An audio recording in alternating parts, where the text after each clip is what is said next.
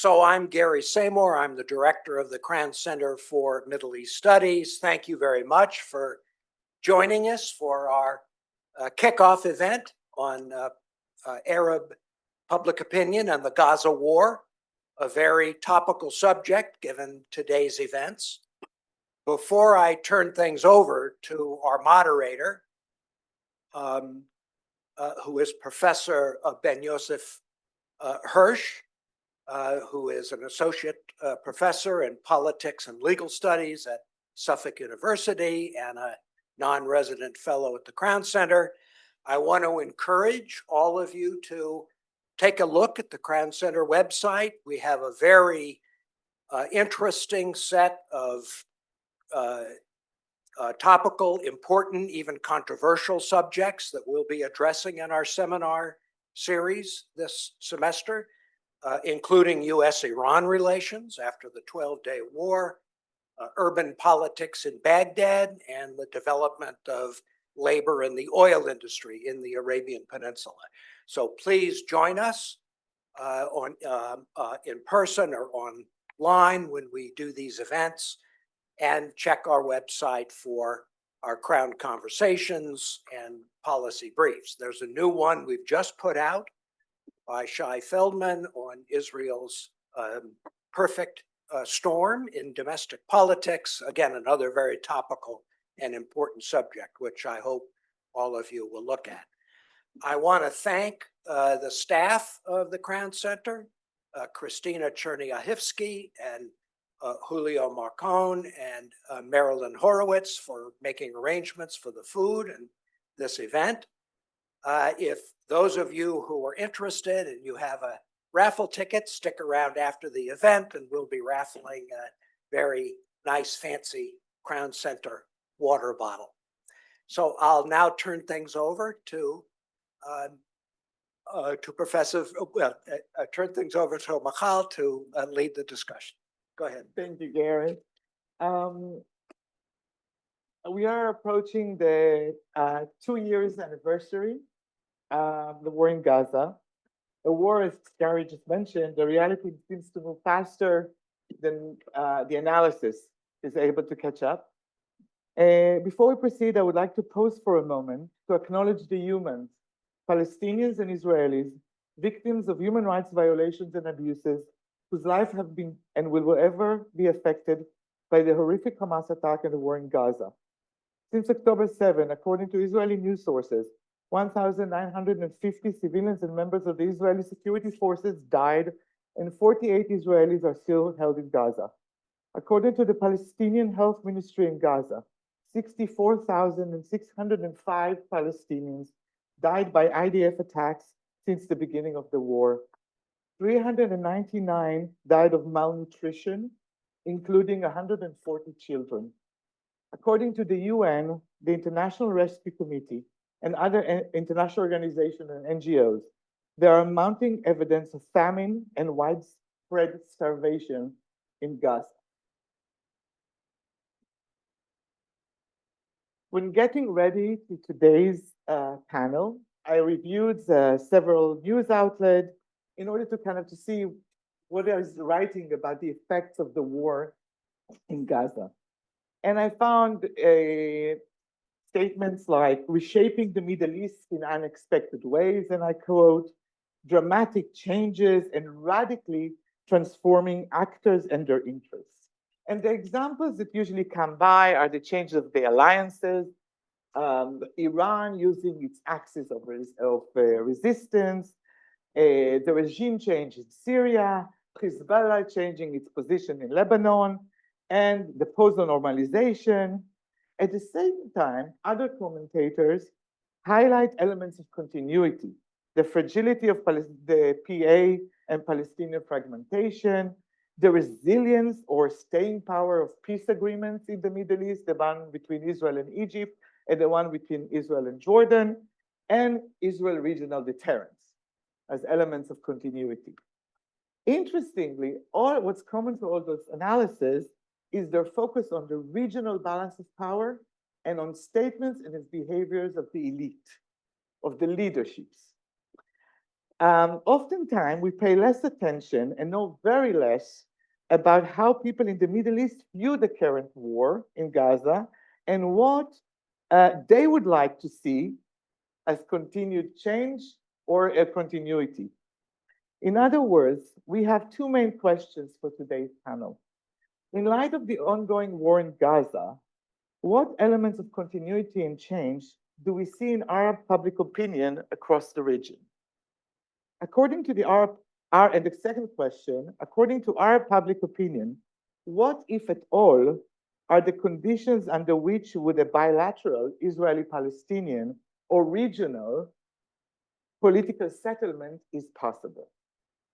Our distinguished panelists are best positioned to answer these questions and have the most collective knowledge of public opinion in the Middle East.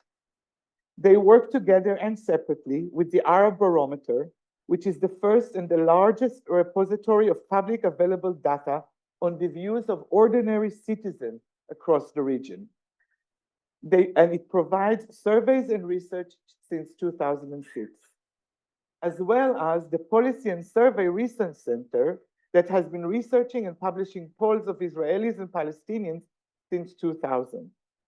As a teacher of the conflict, I'm grateful to you for your work, which provides important and non-trivial insight to the views and positions of the people in the region. I would like to introduce our panelists. First, we have in the Zoom Professor Amaney Jamal, which is the Dean of the Princeton School of Public and International Affairs, the Sanford Professor of Politics and Professor of Politics and International Affairs at Princeton University. She is the former director of the Mahmoud S. Bobst Center of Peace and Justice. She also directs the workshop on Arab political development and the Bobst American University of Beirut Collaborative Initiative. Her book, Barriers to Democracy, which explore the roles of civic association in promoting democratic effects in the Arab world, won the 2008 American Political Science Best Book Award in Comparative Democratization. Her other books include On Empires and Citizens and her co-edited volume, Arab American Before and After September 11. Jamal articles appeared in many venues, including the prestigious American Journal of Political Science, Journal of Politics, Perspective in Politics, International Migration Review, and other venues. In 2006, she was named a Carnegie Scholar. She is the co-founder and co-principal investigator of the Arab Barometer project. Michael Robbins is the director and co-principal investigator of the Arab Barometer. He has been part of the Arab Barometer since its inception and served as its director since 2014. He has led and overseen hundreds of surveys around the world and is leading expert in methods of ensuring survey data quality. His work on public opinion in the Middle East and North Africa, survey methodology and political behavior has been published in numerous journals, including Foreign Affairs, Comparative Political Studies, the International Journal of Public Opinion Research, and many others.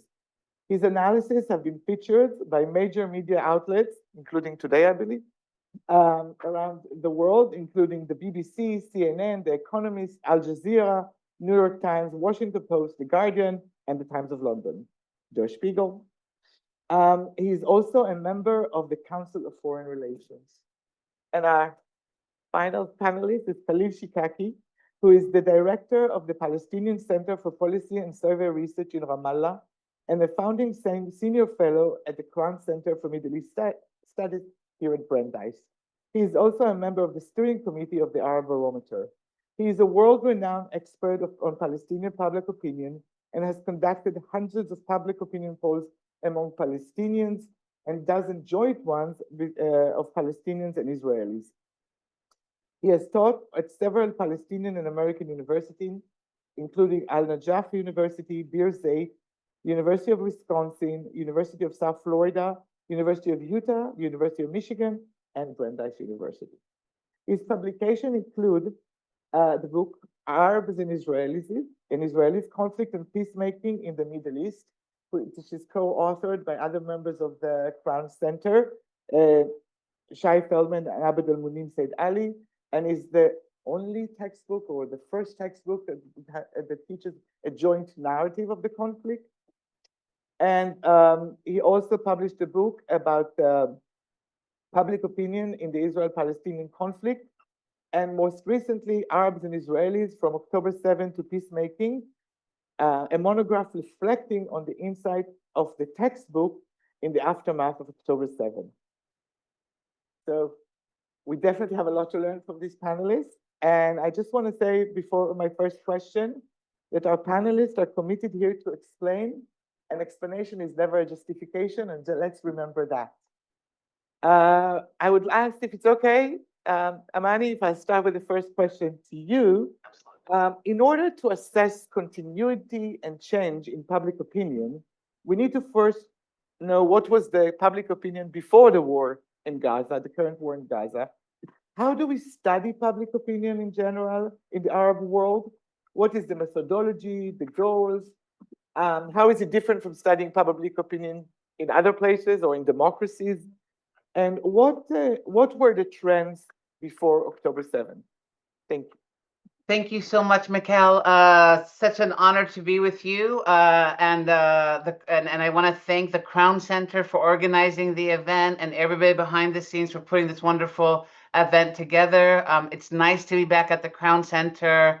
I think on and off, I've been visiting the Crown Center well over 15 years. So it's very nice to be with you. And of course, to be with my colleagues, Khalil and Michael. It's an honor to be with you as well.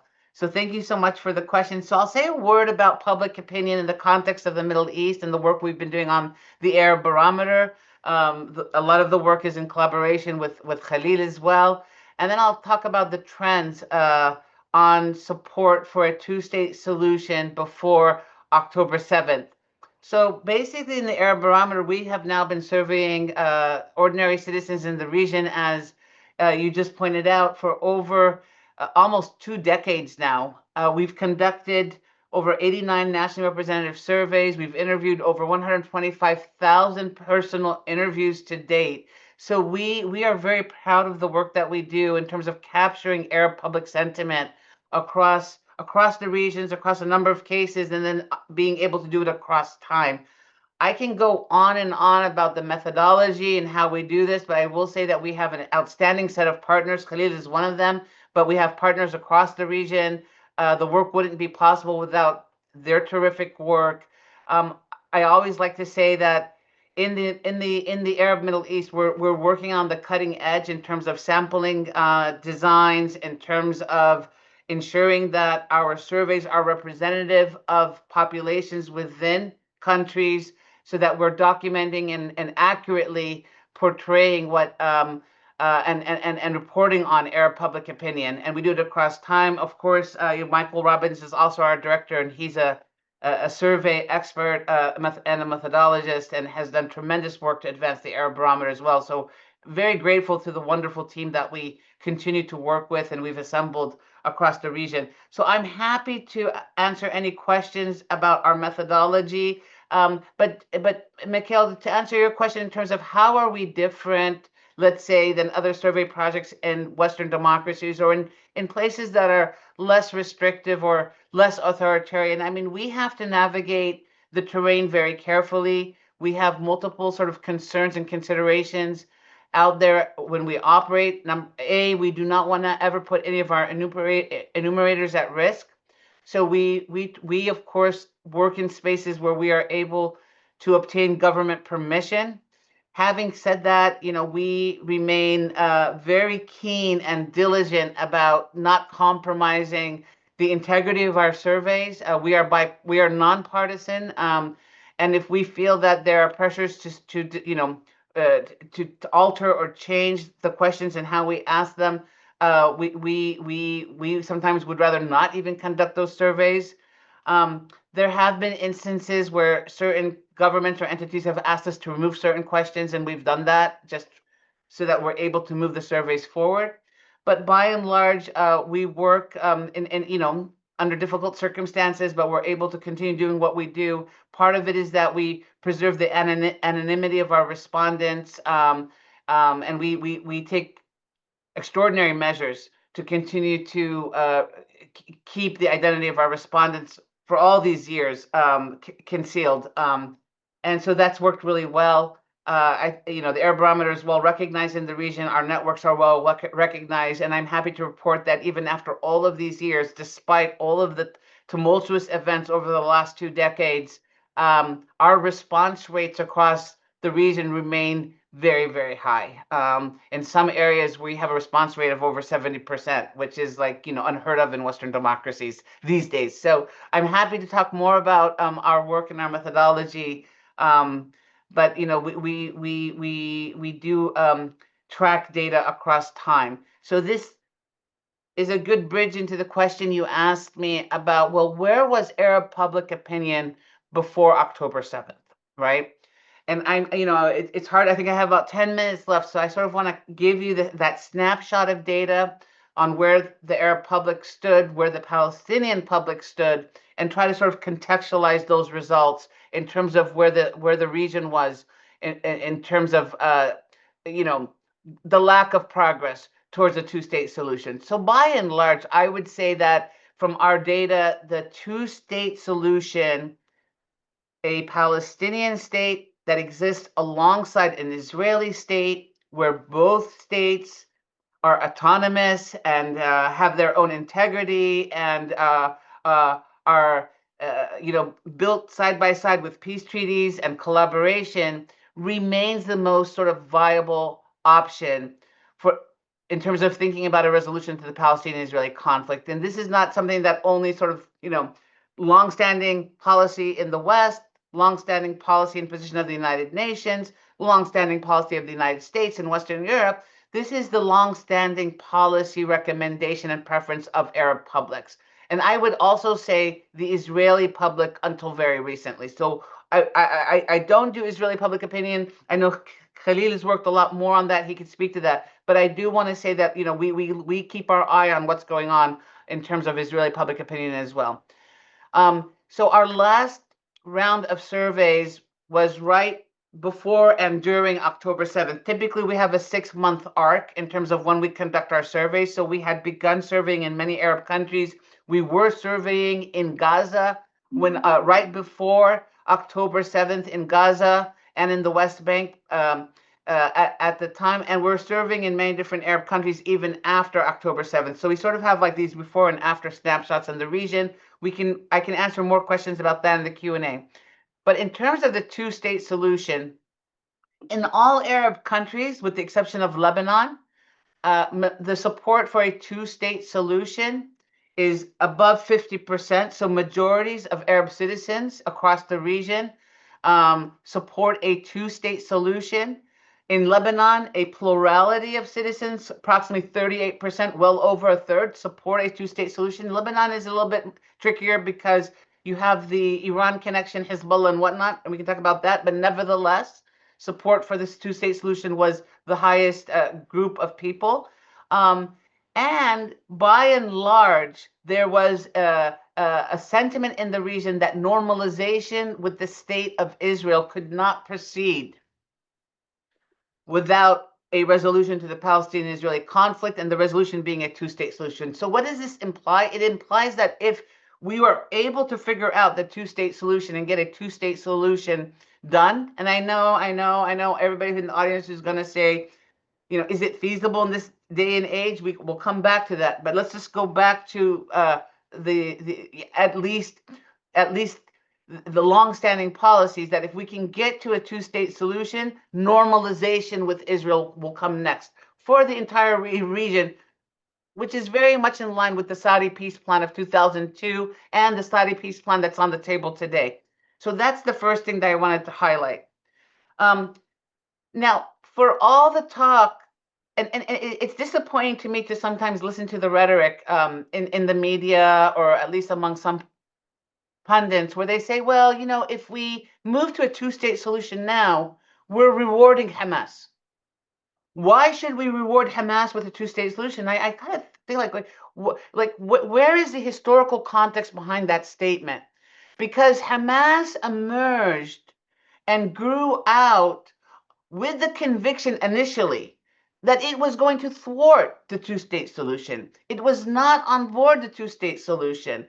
It was going to thwart Oslo and demobilize Oslo. And in many ways, we could argue that what it did contributed to the lack of success of the progress towards peace. Hamas has evolved its position today and will accept a two-state solution under certain circumstances, but we'll come back to that. But the point is that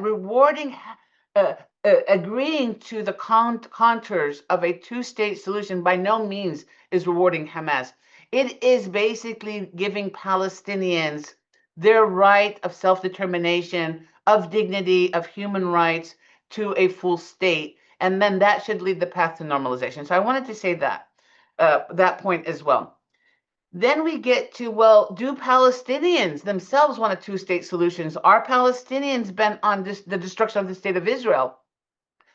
We haven't seen this in our polls, and at the eve of October 7th, what we saw was that there was very high support for a two-state solution among Palestinians in the West Bank and in Gaza. And in fact, among Palestinians in Gaza, support for the two-state solution was even higher than support among the West Bankers. So again, this idea that, well, everybody in Gaza is a radical or blindly supports Hamas and its extreme ideology of 20 years ago, we are not seeing that in our public opinion data. But here's what we are seeing. Here's what we were seeing in the West Bank and Gaza right before October 7th. So, and this relates to where we are with the two-state solution. We all know that for the last 25 years, the peace process has stalled. It stalled tremendously, but not only stalled, conditions and realities emerged on the ground that make it very difficult for us to talk about whether the viability for a two-state solution still exists, especially on the Palestinian side, with the expansion of settlements into the West Bank. Having said that, what has this meant for the day-to-day life of Palestinians on the West Bank and Gaza? So in Gaza, what we began seeing, and in the West Bank, but in more extreme forms in Gaza, what we began seeing is that the percentage of individuals, of citizens saying that the food ran out and they could not afford to buy more food by the end of the month. In other words, the food insecurity, what we began to see is that year over year, food insecurity was increasing. And again, this idea again, right, is that, well, why should we rock the boat? Why should we think about a two-state solution? Things are fine as they are. Nobody really cares about a two-state solution as long as we can keep the Palestinians quiet. Well, underneath those statements is real suffering day by day. And this is before what's going on in Gaza right now. But suffering day by day, because when in 2021, when we asked Palestinians, when the food runs out in your house, do you have enough money to buy more food for your family? In 2021, about 50% of Gazans said, no, we do not have enough money. About 24% of West Bankers said, no, we do not have enough money to buy more food. So it's a quarter of the West Bank population, half of the Gaza population. By 2023, only 2 years later, with all the rising costs of inflation, with the war in Ukraine, again, rising food prices globally, that percentage increased in the West Bank from 24% to 50%. So it doubled. So now half the West Bank says they can't, Palestinian citizens in the West Bank say they cannot afford to buy more food for their families by the end of the month. And that percentage had increased to 75% in Gaza. So now we're dealing with 3/4 of the Gazan population basically saying they can't afford to buy food for their families. This is before October 7th. Alongside this statistic, in both the West Bank and Gaza, support for the ruling governments, both Mahmoud Abbas's PA and Hamas, had been on the decline. At the eve of October 7th, about 72% of Gazans basically report that they do not have, or they believe that they do not have trust in the Hamas government, and about 2/3 believe that corruption is widespread among the Hamas government. In the West Bank, the percentages are higher with those who do not have trust in Mahmoud Abbas and the PA and believe that corruption is widespread. So for the average Palestinian, they're living sort of under this big umbrella of Israeli occupation. They're living under PA and Hamas rule.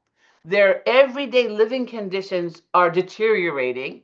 They can't afford to feed their families. They do not have trust in, quote unquote, the representative governments. Remember, Hamas was elected in 2006. Mahmoud Abbas a PA was elected in 2006. We have not had elections over 20 years in Palestine. For all the talk about, well, the Palestinians in Gaza deserve what they're getting because they voted for Hamas, over 50% of the population of Gaza was born after 2006. So they never voted for Hamas. And then on top of all of this, they're now being basically told that they deserve to suffer because they're living with the political realities that have been imposed on them.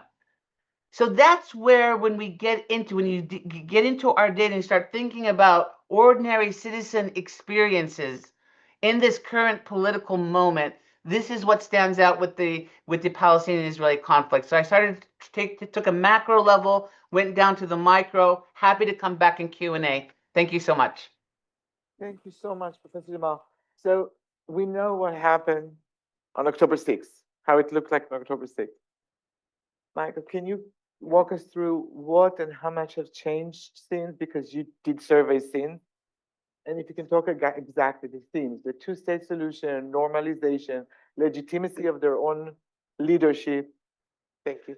So one of the things that we did was we finished a survey in Gaza on October 6th, but then we were surveying across the rest of the region. And so we have a number of surveys, 6 or 7 in fact, that actually show us what happened. And one of those was actually in Tunisia.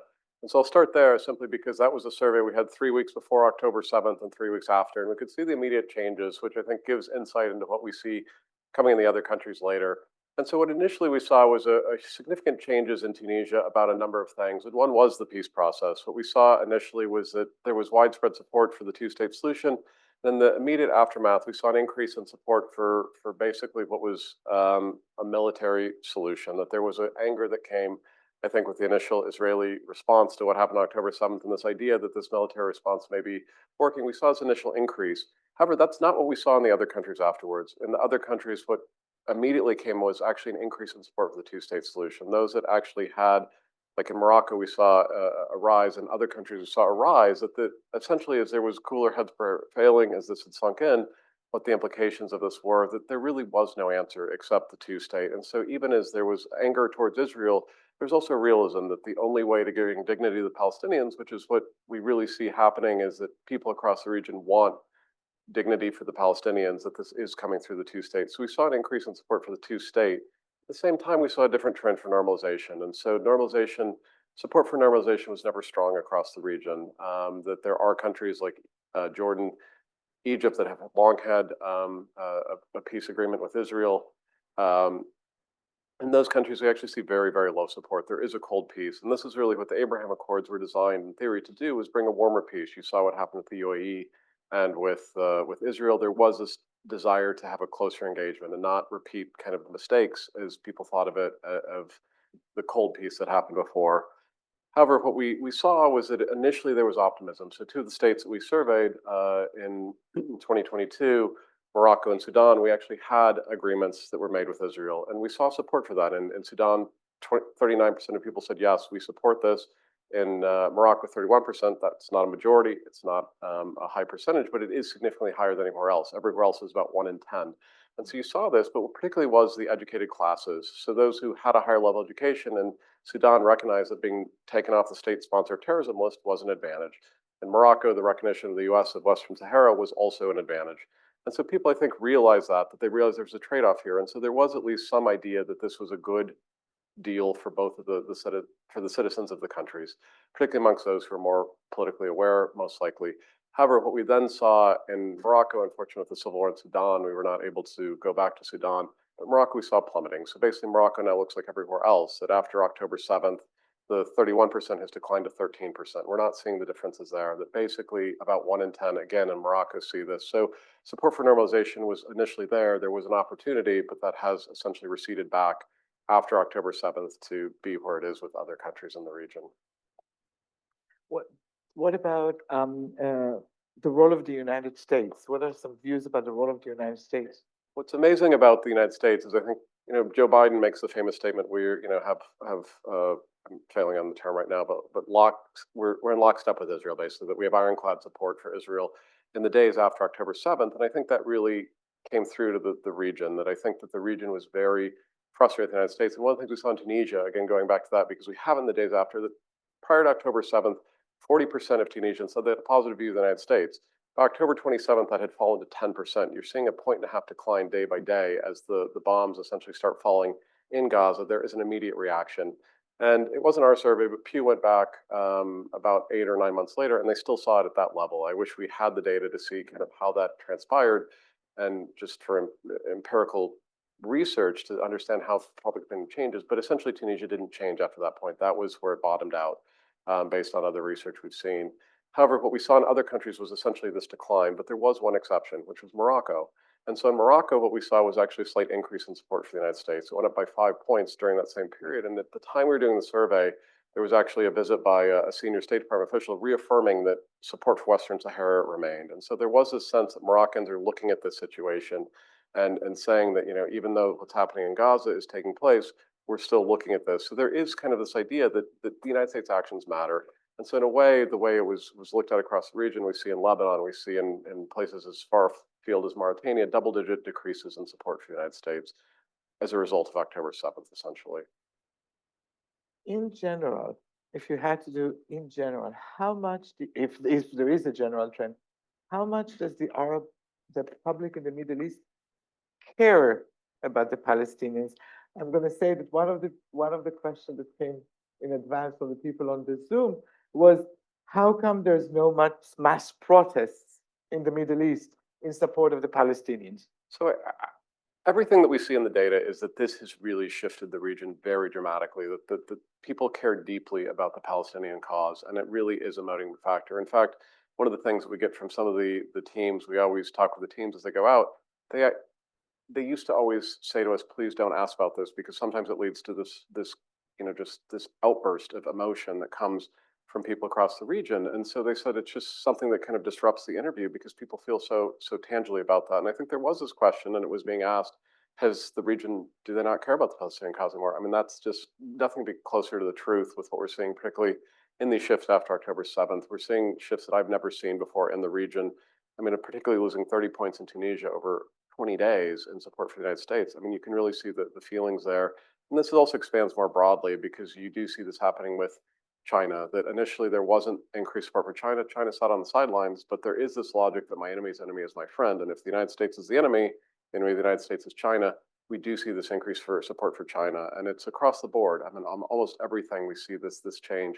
There was one exception, which I'll call out for the United States, which is that foreign assistance. We asked people, how about foreign assistance in the United States? It didn't change. That actually, that was the one place the United States still had leverage. And of course, now that has been cut off by the new administration. And so there was still this idea that the United States might be able to rebuild. It had been rebuilding since 2003 in Iraq, its popularity.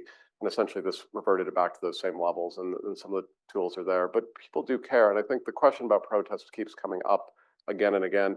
And one of the things that we found as we looked at the data, we don't ask specifically, do people protest for the Palestinian cause? We ask people, do you protest in general? What we found is that in all countries we surveyed, at least 1 in 10 people said that they had taken to the streets in the past year. So this is the time frame it would fit. And that's actually about the same percentage of people who'd taken to the streets for Black Lives Matter here in the United States. And so we think of those as massive protests. And yet what we're saying is there isn't protests there. And if you look at Morocco, there's almost a daily protest somewhere, not necessarily in the main square. The government's very closely controlled the main squares. And so you don't see that happening necessarily, but you do have protest activities. And sometimes it's the ports in Morocco when they're protesting, some of the shipments that are going to Israel, things like that. You see it in other places. And in Jordan, you saw the same, that people, before the new laws were passed in March or April, basically limiting the Muslim Brotherhood and things like that, that there were these protests taking place. They just weren't the large scale. And I think we missed that. But this is something that I, just kind of as an aside, in Algeria before the Harak broke out, before all this, there was research showing that there have been 10,000 protests and nobody paid attention. And we won't look back to the data, and you're actually seeing this. It just wasn't in Algiers. And so that basically that was a tightly controlled space. And I think you're seeing other governments now following that playbook, really pushing this to the side. But even in other ways that we've asked about this in a place like Kuwait, people are saying that they've boycotted for the sake of Gaza, that they've, taken to social media, that they've taken other actions. And in Kuwait, it's highly controlled, the protests, but there are other ways that people are finding to support the voice. So I would say that first, there are protests taking place. It's just not as visible to the perhaps Western eye or other places. And second of all, very, very clearly, it is most likely for the Palestinian cause, and it is a very strong feeling for Palestinians. Thank you. So now we can zoom in to the Palestinian public opinion. And Khalil, maybe you can share with us, what do you learn? How did that shift during since October 7? What do the Palestinians care about today that they didn't care before, or they care more about? Thank you, Michal. As Amaney said, the Arab Barometer survey in Palestine was completed on October the 6th. So we were, the data from the Arab Barometer basically gives us the picture of where things were, and everything that happens after is certainly something that could directly be linked to that. There's nothing else that happened in between. Let me just say there are 4 things from the findings before the latest survey of the Arab Barometer and after.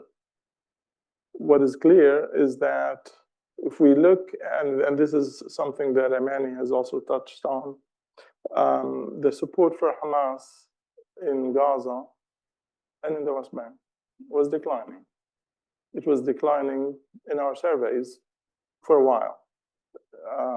And it was declining for reasons. Amaney did mention that we had, between 21 and 23, we had 50% increase in the percentage of families who did not have food at the end of the month. So, and people blamed Hamas. Not everyone, obviously, but there were demonstrations in the streets in July, just a few months before October the 7th, against Hamas. But it also, the support for Hamas was also declining in the West Bank as well. We did a survey in September before the Arab Barometer survey, and it showed that the support for Hamas at that time was slightly less than 40% in Gaza. And the October survey for the Arab Barometer in a month showed a significant decline in Hamas's popularity during that period. In other words, there was an acceleration of the discontent in Gaza with Hamas as we approached October the 7th. It was both in West Bank and Gaza, but it was greater in Gaza than in the West Bank. The immediate impact of October the 7th was to increase the support for Hamas dramatically in the West Bank, not in Gaza. It did increase in Gaza, but it was not a dramatic increase. And so the immediate impact, it wasn't just in terms of popularity, but in terms of the values, in terms of the policies of Hamas. We saw significant increase immediately after October the 7th. Immediately means within 6 to 7 weeks. That's the first survey we did after October the 7th. So that's the second thing that I wanted to say, that the immediate impact was to reverse everything that was happening in the year before October the 7th.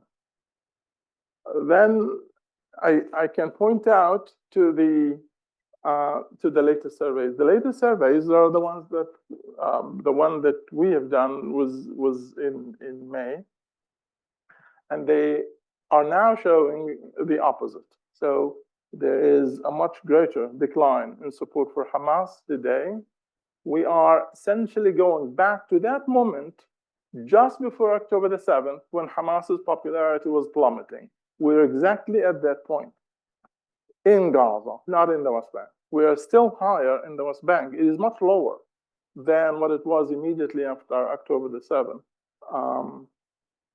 The third thing that I want to say is that we do, as I just said a minute ago, that in all matters related to the war in Gaza, to October the 7th and the war in Gaza, differences between West Bankers and Gazans were never as explicit, as wide as they are today. Gazans, are in principle, are much more willing to bring Hamas to accountability. There is much more questioning of what Hamas did and what Hamas stands for in Gaza than in the West Bank. This should be surprising because traditionally, for the last 30 years or so, Gazans were a lot more, and they continue to be, a lot more closer to Hamas in terms of the basic values, religiosity, identity, role of religion in the public sphere. These are primary views in which Gazans are a lot more on Hamas's side than West Bankers. So when Gaza is a lot more explicit in its attack, in our May survey, we asked people whether they support the demonstrations that were taking place against Hamas in Gaza. And the majority, at least 50%, slightly more in Gaza, said yes, they were in favor, they were supportive of these demonstrations. Now,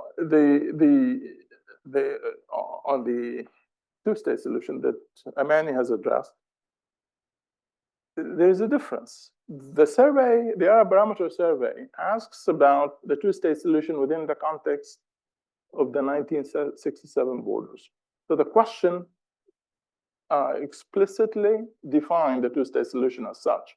We have found that if we do define that, and that in particular, that is the territorial boundaries of the two-state solution, is perhaps one of the most fundamental, vital needs of the Palestinians. When you define the two-state solution in those terms, you can still get a majority, even today. And in fact, after October the 7th, one of the things that happened, as Michael has said, in the rest of the Arab world, has happened among the Palestinians as well, including in Gaza, where we see greater support than before October the 7th for the two-state solution, if defined in terms of the 1967 borders. There is absolutely no doubt that we have never lost a majority for a two-state solution if it is defined within those boundaries. Amaney, did you want to add to this to Khalil now? I will just second everything Khalil said, is that, support for the two-state solution, not only among the Palestinians, has risen and is more solid. Again, even for all Arab countries and citizens in Arab countries since October 7th, for those who were surveyed after October 7th, we compare it to 2021, support has also increased, except for the exception of Lebanon. So again, support, as the two-state solution with the borders based on the 1967 formula remains very, very attractive and very viable for Arab citizens and Palestinian citizens alike. Khalil did mention that support for Hamas has been on the decline in both Gaza and the West Bank. Unfortunately, also the support for the PA is still at an all-time low. This does mean that there is a crisis of leadership among the Palestinians, especially if we will ever get to the point where we can talk about the post-Gaza state or the governing authority that will oversee Gaza reconstruction. Hopefully we'll have that conversation sooner than later. This is still a very problematic issue, and there are many different proposals on the table in terms of who would oversee that. But I guess I'll wait for the Q&A for that. Before I open it for the Q&A, just a question. I'm going to surprise you. It was just something that came up to me now. Do you also survey Arab Americans and Palestinian Americans? And do we know what's their public opinion? So I'll say a word anecdotally, and I just actually reviewed the results of a survey on Muslim Americans, and it includes Arab Americans in the last year. So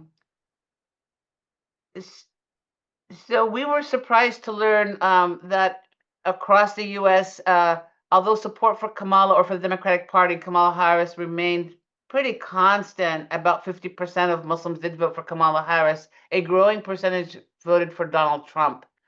And they did so because they were very upset with the Biden administration's position on the ongoing war in Gaza. Again, there's a lot of pent-up frustration among the Arab and Muslim Arab communities. Is that to watch what they're seeing in Gaza. As horrifying as October 7th was, the aftermath of what we've seen in Gaza over the last 2 years has just been excruciating as well. And so it's a very pessimistic place to be for, I think, both the Jewish and the Muslim communities in the United States to witness what they're seeing going on in Gaza and Israel. But there's a lot of disillusionment with the Democratic Party. It was seen as sort of fueling what transpired in Gaza, doing very little to try to move the two-state solution forward, not only after October 7th, but even before October 7th. I mean, arguably for the last 25 years, since Oslo sort of demobilized a little bit. What efforts really have come to the table to really push back discussions on a two-state solution? And people will sort of say, well, are Muslim Americans happy now? Look at what Donald Trump is doing in the world. Look what the President Trump is doing in the world. And I often say, look, or at least when we want to understand the sentiment of citizens, is that people are very angry. They're frustrated. They're grieving.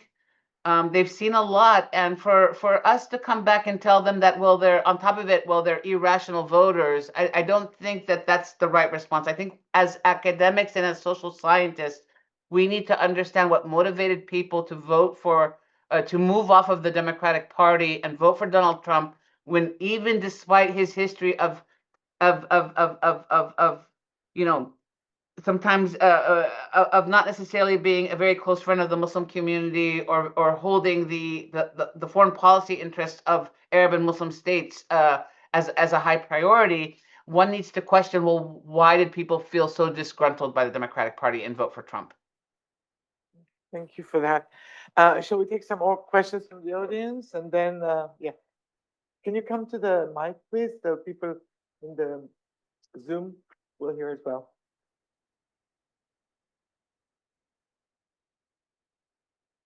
If you can just introduce yourself, say who you are.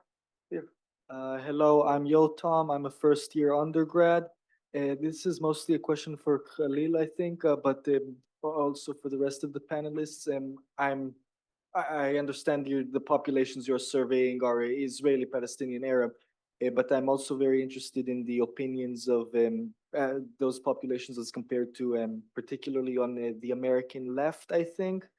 How they, for example, in support of Palestinian cause, say I think you commented, Khalil, that there is a decline in support for Hamas among Palestinians, but I think I've empirically seen that there's almost perhaps an acceleration.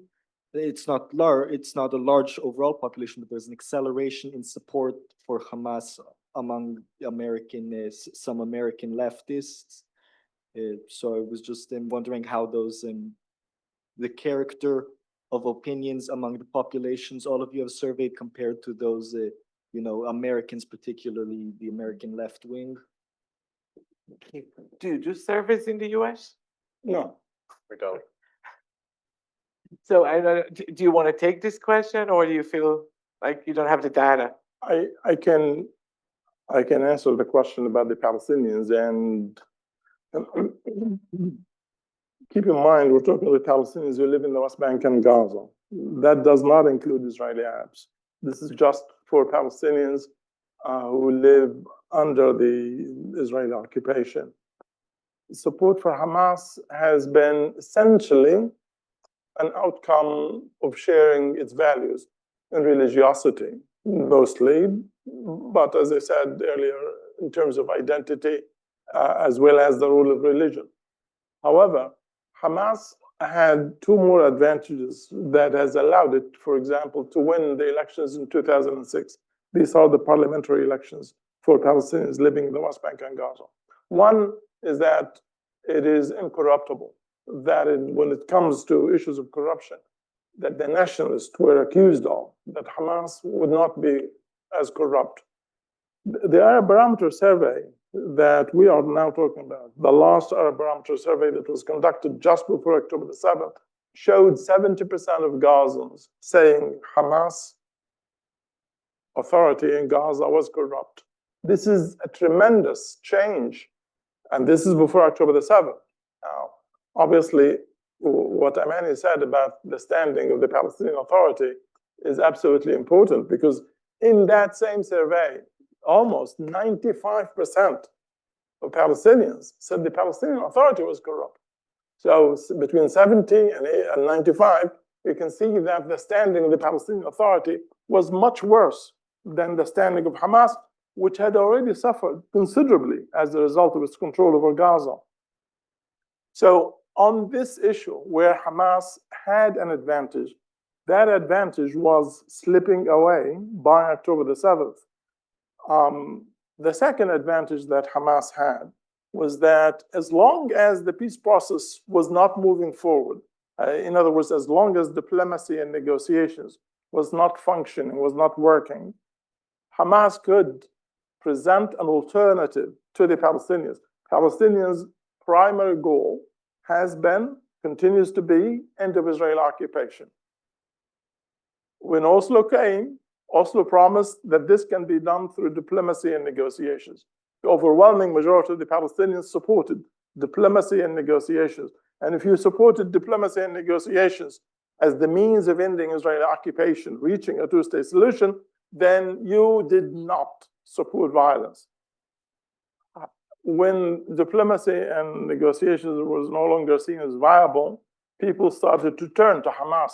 And that became an advantage for Hamas, because Hamas said, with diplomacy, you will never be able to end the Israeli occupation. We have an alternative that can promise effectiveness. Look at what happened in South Lebanon. And of course, the Israeli unilateral withdrawal from Gaza in 2005 gave Hamas a further advantage. So with time, this issue, Hamas's ability to play the card of resistance, became absolutely critical for the rise of Hamas's popularity. In the aftermath of the Gaza war, Palestinians, particularly in Gaza, are now questioning that as well.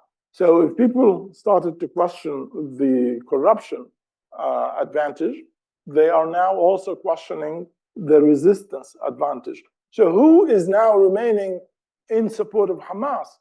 Those who share Hamas's values. They are still committed to Hamas. How much is there of those? In Gaza, 1/3. 1/3 of Gazans today tell us that they share Hamas's values, and almost all of them support Hamas. In the West Bank, the percentage who share Hamas's values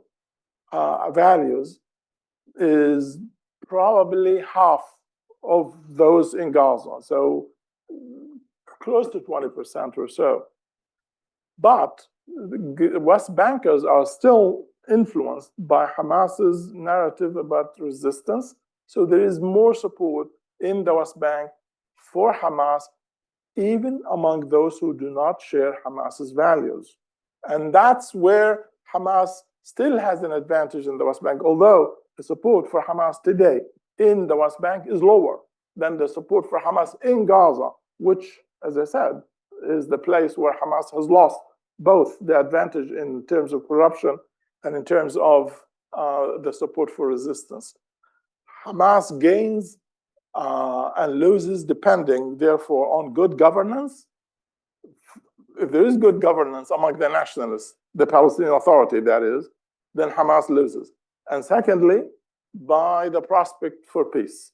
There is diplomacy and negotiations seen by the public as functioning. Hamas wins if the public concludes that they're not functioning. It loses if people come to the conclusion that diplomacy is functioning and working. And that's therefore, when you look at support for Hamas, you have to look at these three factors: corruption, resistance, and value system. Eva. My name is Eva Bella, and I teach in the politics department, and I'm a member of the Crown Center. First, I want to say thank you so much for the expertise of these panelists. They just have such professional knowledge, totally trustworthy data, which is quite extraordinary. My question has to do with generational divide and whether you see generational differences in your outcomes, because that, of course, speaks to where the future lies as well. And maybe also if there's a gender divide, a class divide, how does it work out sociologically? Would you take it first?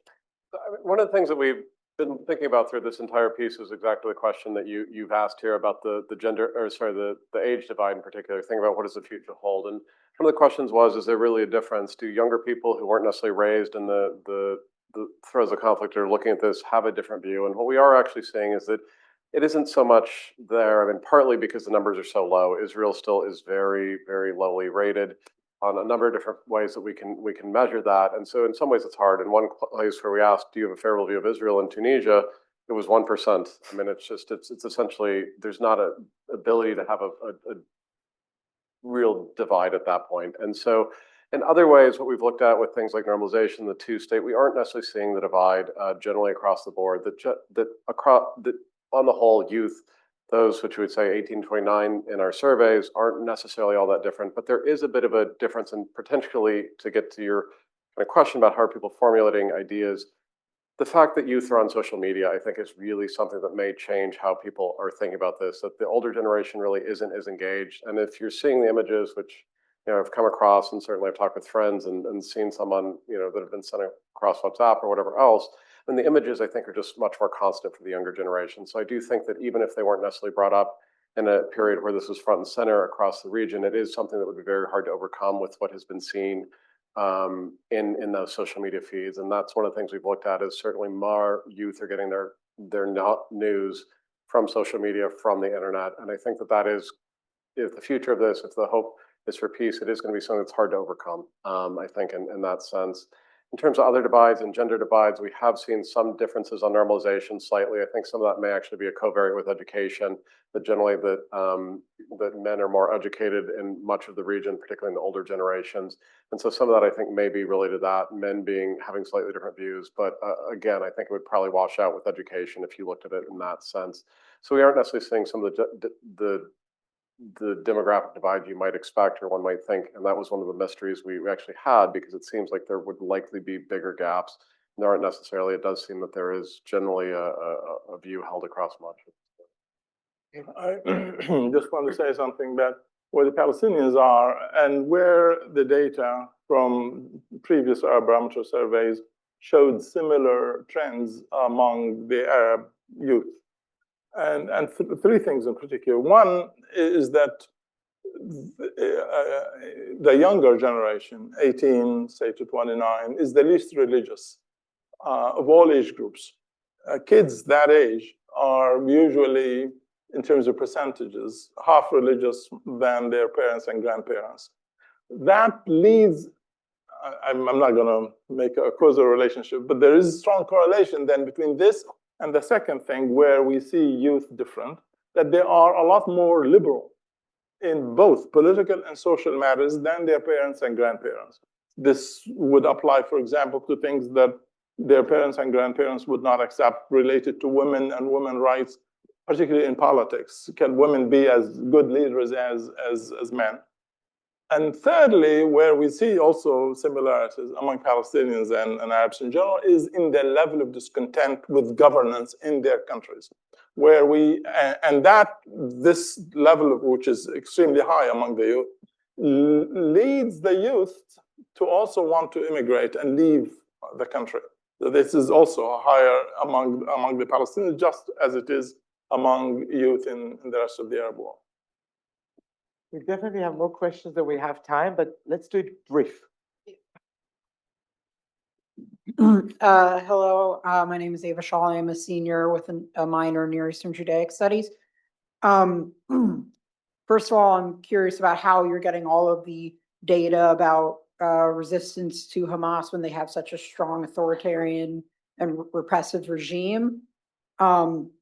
Similarly, I'm curious, what venues they have for that resistance. I'm also that's leaving my head. Yes. Okay. Also, when it comes to like surveys, I'm curious if this is possible to even parse out thing like when the word Israeli occupation is used, if you can sort of figure out how often it's used among Palestinians, how often it's used to refer to either, the IDF's presence in the West Bank versus just referring to the entire state of Israel's existence. And lastly, I was kind of struck by, in terms of current events, when the United Kingdom said that they would recognize the state of Palestine only if Israel didn't agree to the ceasefire, which sort of created this thing where Palestinians could either get their statehood or their lives. So how does two-statism continue, not only when there's extremist forces in Israel and Palestine, but when the West is making these really unwise decisions that hurt everybody? That's a lot to unpack. We could have a whole conversation just from these 4 questions. Wonderful, but maybe you can just pick on some of the ideas that you got there. Amaney, do you want to start? Absolutely, yeah. So on the question of how are we capturing sentiment or Palestinian sentiment about Hamas if there's such an authoritarian grip on power, when we conducted our last surveys, and I'll let Khalil talk about the more recent surveys, when we conducted our last round of surveys, Palestinians were also in Gaza, especially, complaining that they increasingly believe that their political freedoms were being circumscribed, that their ability to protest freely was being hampered, their ability to express themselves was also being hampered. But nevertheless, people are able to be honest. And I think that's because, in part, we guarantee anonymity. Our data secures and guarantees the anonymity of individuals. So no survey is traceable back to a respondent. So I think that really matters. So I do believe that, and we have a variety of techniques to sort of ensure that we're sort of capturing true sentiment and not basically concealed sentiment, or what we call socially desirable sentiment. So for these reasons, we believe across time, support for Hamas has been on the decline. And as Khalil has spent a lot of time talking about, is that Hamas, you have that sort of core group of people who sort of subscribe to Hamas's doctrine. That's one group of people. Their support is pretty solid. We would say about a third of the population sort of remains loyal to Hamas. You might label them Islamic extremists as well, who sort of support that doctrine. But then everything above that third is like what we often call like the oppositional catch-all category, that when things are going bad and the PA is not performing, especially like when you have 2 parties, well, if one party is not performing well, you're going to turn to the other party. And Hamas benefits when things are not going well with the PA, when things are not going well, let's say, with progress with the peace talks. So that's sort of where that decline comes from, in our opinion. The question about Western states and whether or not, it's unfortunate that these statements about recognition haven't come before, or haven't come as part of the strategy and of a policy to bring Palestinians and Israelis to sort of accept that outcome. Again, I don't believe that enough has been done to sort of bring the parties along over the last 25 years. And if you talk to, if we are to survey Arab citizens across the region, they are as equally disgruntled with the UK, with Germany, with the United States in terms of their support for Israel with its Gaza campaign. So it's not like the UK is really seen right now as like an honest broker by any metric. So we'll see where that goes. And I'll let Khalil and Michael answer the other questions. Just to follow up, I mean, this is something that I'm going to let Khalil talk more about the situation in Gaza because he has more expertise there. But just generally, what we want to do is collect data. We can agree with the data. We can disagree with the data. Personally, we can argue about that. But what we need is real data. And so one of the things that we've spent a lot of time doing in this region is trying to figure out how do we get the best data possible. And we've done experimentation. So for example, we did a phone survey and a face-to-face survey at the same time. And what we did actually with that is to control for a number of different factors. And so we went to the same people in the same locations and into their neighbors. And 5 of those people got the full survey, and 10 of the people got a survey that said it was at the end of COVID, can we call you back? And so we found is actually that by going into people's homes where it's not the public square, it's not something where people think that you're listening. We are from a nonprofit organization. We are internationally. We can show people the website, things like that. We do, as Amaney said, guarantee the anonymity. But what we did is we called people back. In a place like Jordan, 1 in 6 people actually changed their opinion to be more positive towards the government on the phone than they did in person. And so basically people were scared to give the opinion fully on the phone, but in their home with a data collector being there, they would actually tell more of the truth. But at the same time, we can't guarantee everyone is telling the truth. And that's true here in the United States too. People, we have the shy Trump voters. We have all these things. This happens everywhere in surveys. So what we are doing is doing the best we can. And that's one of the reasons we've really stuck to the face-to-face. A lot of other places moved to online to phone, but we are worried about how people feel they're being monitored, whether they are or not. Again, we want data. Some places we can't actually do the data collection in person. We're looking at ways to do that, but until we can actually make sure people feel comfortable on the phone or in other venues, we are going to stick to face-to-face, and there is a reason for that. So a lot of what we do is think about this to make sure we do have the most accurate data. It is never perfect. Data are never perfect, but at the same time, to be as best as we can in a country. And so that's a lot of what we spend time doing. I'll try to be as brief as possible. As Amaney said, anonymity is key for getting people to really talk. But most importantly, remember, we are conducting surveys after survey after survey. So the issue of the nature of the political system is constant. It's the same. And therefore, what we are really interested in is the change. Is there a change? In what direction is there? And definitely there is a change. And we can see why the change is coming. So this is where we need to focus on. In terms of the term that we use, Israeli occupation, Palestinians use this 1,000 times every day. Every time something bad happens, you curse the occupation because you want to blame somebody for it. For the Palestinians, there are 2 things that we need to understand. Is what is homeland? What is Palestine for the Palestinians? It is the entire land of Israel and the West Bank and Gaza. That's Palestine. It's their homeland. That's their narrative. Just like Jews believe the entire land between the river and the sea is also a homeland for the Jewish people. But both sides are willing to put this aside and agree to a 2-state solution. So when Palestinians say, we want the end of occupation, they mean the end of occupation that started in 1967. They want it, when they say we want a state, they mean they want a state in the West Bank, what is now West Bank, Gaza, and East Jerusalem. They no longer mean all of the land between the river and the sea. They're not abandoning their narrative that this is historically their homeland. Just like they're not asking Jews to change their own narrative. But in terms of the political outcome they aspire to, it is West Bank and Gaza. Go ahead, please. Hi, my name is Beth Derderian. I'm Assistant Professor of Anthropology and Middle East Studies here at the Crown Center. Thank you so much for all the information that you shared today. We've talked a lot, or you shared a lot about differences sort of pre and post October 7th.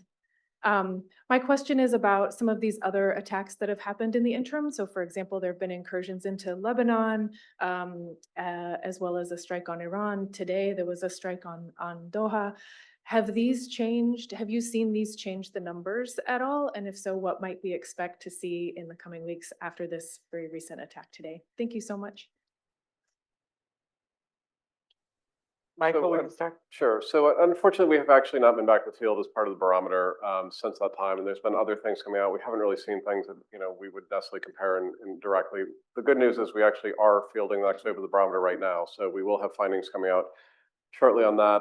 I can talk a bit about what we were seeing some things in Lebanon, kind of thinking about this before the strike. So when we were seeing kind of this change in Lebanon, that essentially Lebanon by sectarian identity was very divided in terms of views of Iran, views of these things. We did see a higher support for example, for the United States amongst the Christian population, amongst the Shia population in Iran. One of the things that was a bit interesting is think about how the narrative is changing, is that we did see before the Israeli attacks, the Christians were actually becoming a bit more supportive of Iran, that actually Druze and others were actually becoming it. We saw, and again, it's not huge percentages, it's going from say 10 to 18%, but there was this kind of movement happening that I think was showing kind of the support for this resistance, and I think support for kind of the Palestinian cause indirectly in a bit was some of the communities we had never really seen that taking place. And again, it's not a huge change, but it was a notable change nonetheless, in terms of levels of significance, things like that. And so there was this shift happening. Again, what happened afterwards, I think, with the complete, destruction really of the Hezbollah, the organization, essentially the weakening, the near challenges it has, you are seeing differences there. And I think you would see vast changes now in Lebanon with how that's being viewed. In other places, unfortunately, we've never been able to survey in Syria. We're hoping to change that in the coming months. Things like that. With what's happening in Doha, I mean, certainly it's I think changing a lot. I mean, you even see what's happening with the Gulf, the GCC and others making very strong statements right now. I think it really sent a message that was a bit different than even Lebanon or Syria. So we do expect there to be significant changes, and at least speculatively, we can say that will be the case. And most likely, in reality, hopefully we'll have empirical data on that very shortly. I can say something about the Palestinians. Every time there is an attack, whether it is in Yemen or Lebanon or Iran, public support for these countries immediately climbs. And even if a place like when Hezbollah and Iran, for example, were early on not involved in the war and were not being attacked, it was very clear that the public didn't like that. And their assessment of Hezbollah and Iran was relatively low. Similarly with Yemen, although Yemen jumped in fairly quickly. Soon after, and you can see the data based on every attack. For example, if you look back, we haven't asked since a question like this since the 12-day war with Iran. But last year, remember, there was an exchange between Iran and Israel. And the survey we conducted immediately after showed a significant spike in support for Iran among the Palestinians. So yes, for the Palestinians, the increased support is a function of Israel attacking these countries or these countries attacking Israel. Manny, do you want to add something to this, or shall we move to the next question? Yeah, go ahead, please. Hello, everyone. It's good to meet you here, to see you here. It's a very amazing and interesting panel. My name is Ghassan. I'm a Palestinian from the West Bank. I'm a mechanical engineer and I work in a biotech startup here in Boston.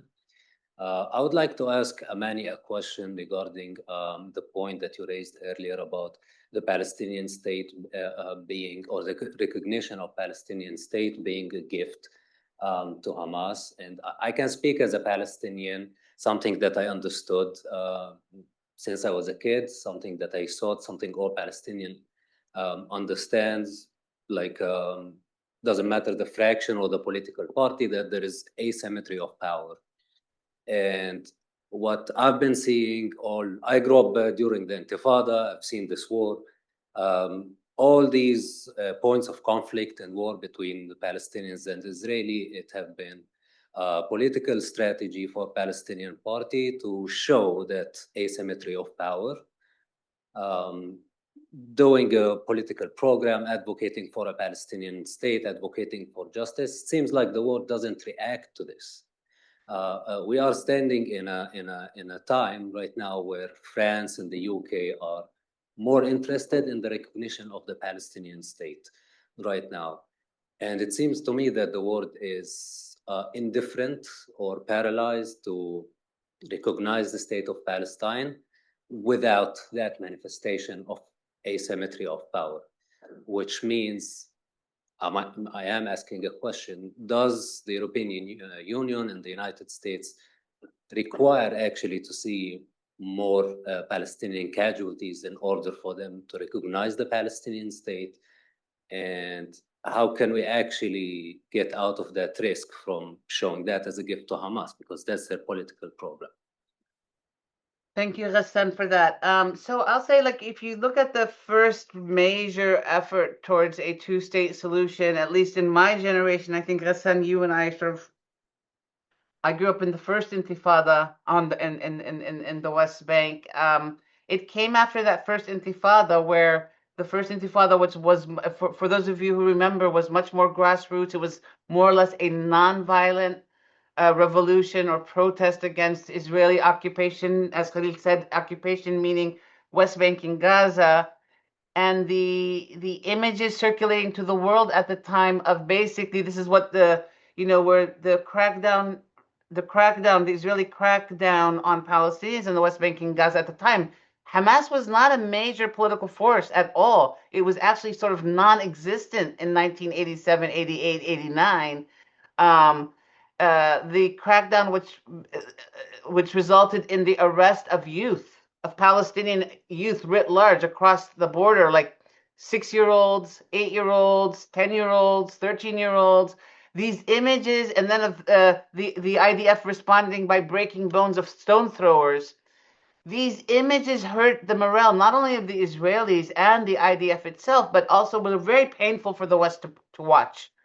And from there came the push towards a two-state solution. Now, to be fair, also, there were certain conditions on the ground among Israelis and Palestinians at the time. Remember now, by 1987, 88, 89, you had a whole new generation of Palestinians growing up under occupation, post-67, and they were much more willing to sort of compromise and negotiate and divide up the land than the earlier generation, who basically felt that their land was stolen away and what was taken by force had to be returned by force and blah, blah, blah, blah. This other new generation growing up in the West Bank was far more willing to negotiate. So you had the seeds planted among Israelis, grew support for coexistence and mutual recognition and peace. Also, this idea that Israel cannot exist on completely denying Palestinians any right to self-determination. This was something in the Israeli psyche. When Yitzhak Rabin wrote about the need to move towards a two-state solution, he said, I could no longer, I'm paraphrasing, sorry.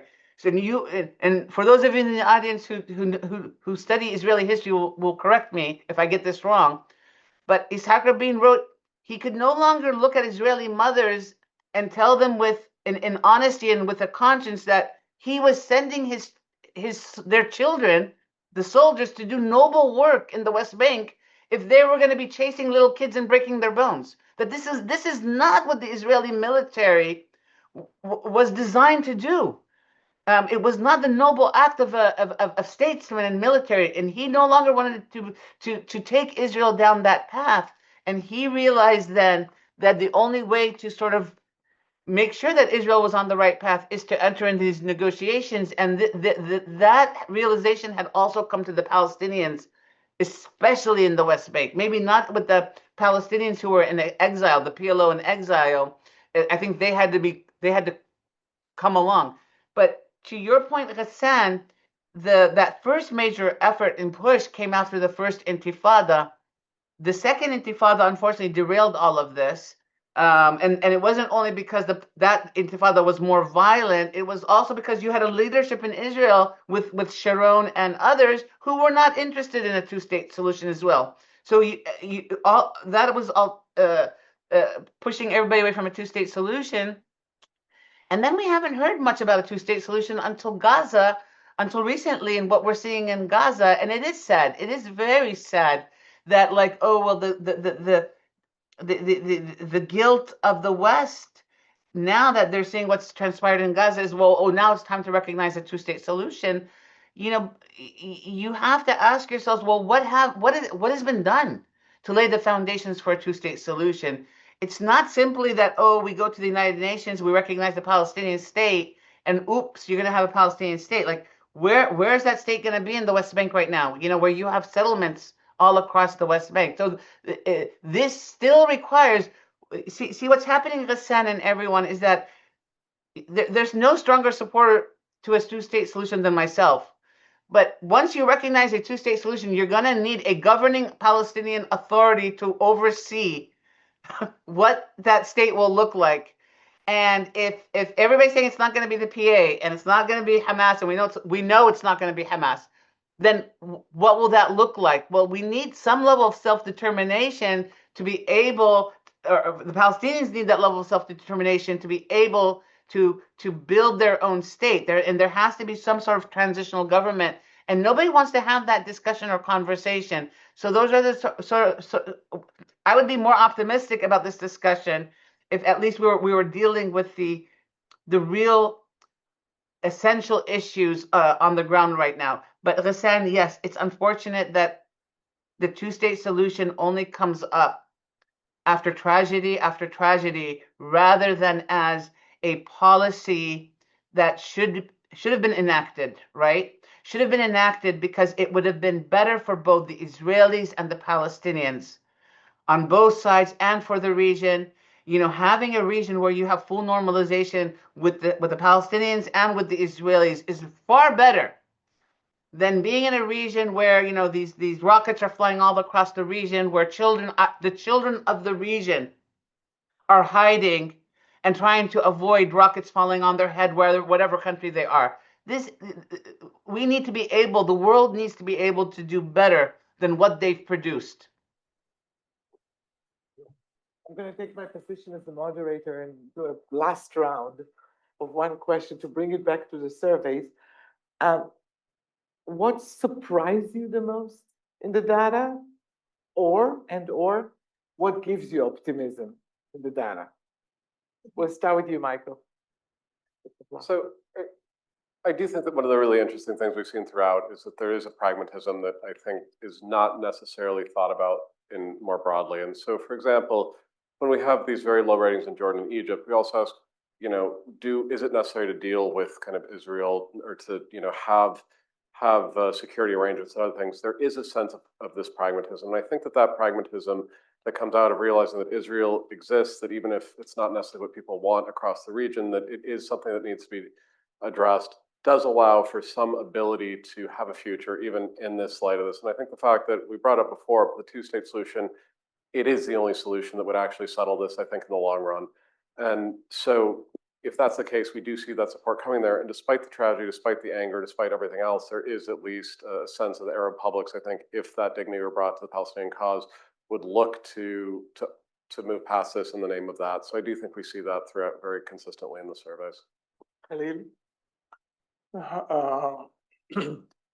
The post-Gaza war data among Palestinians and Israelis is very depressing. So you're asking me about something positive. I'll find something positive for you.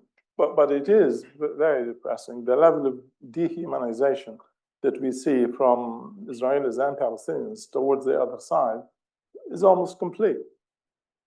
Nonetheless, I think if you dig deeper, as we do in the joint surveys we conduct, we do see willingness to compromise is still intact, despite all of the anger, which tells us something about the nature of what I said earlier, the dehumanization.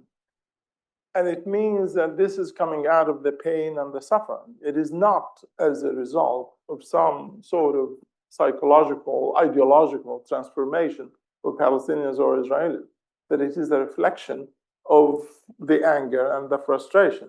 And that if with time passing, this could go away. So that should give one hope that despite everything else that is so depressing that we see every day and hear in the news, that there is something perhaps to look forward to once all of this stops. Manny?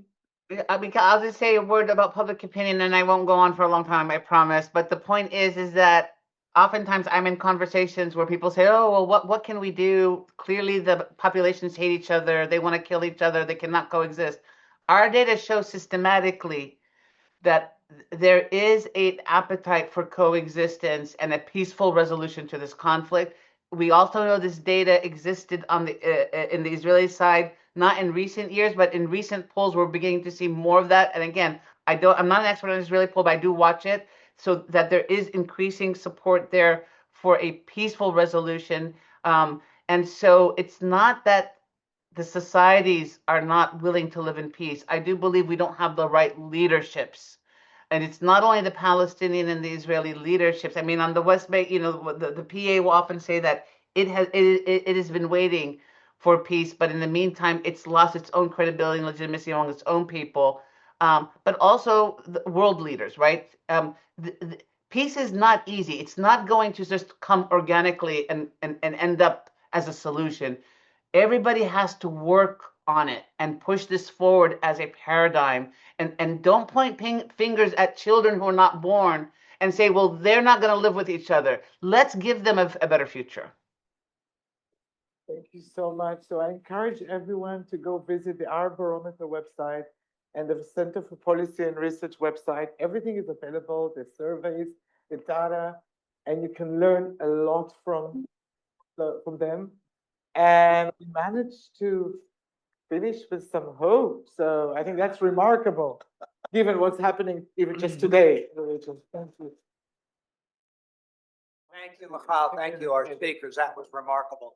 So as promised, we're going to give away